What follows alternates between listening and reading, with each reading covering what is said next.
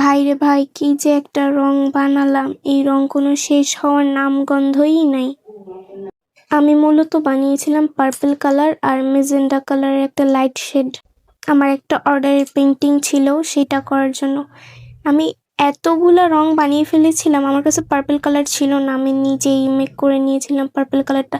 এতগুলো রং মিক্স করে ফেলেছিলাম যে মানে 3 ভাগের 1 ভাগ আমি ইউজ করছি, আর 2 ভাগ এভাবেই মানে রয়ে গেছিলো।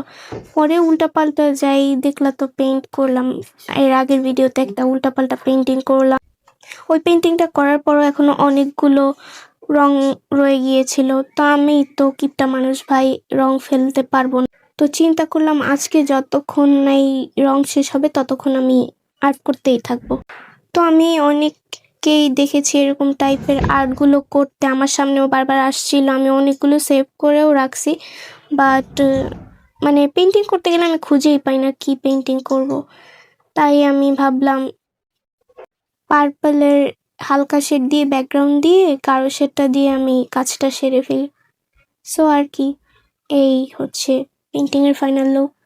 উল্টাপাল্টা পেন্টিং তোমরা দেখো কেমন হয়েছে জানাও।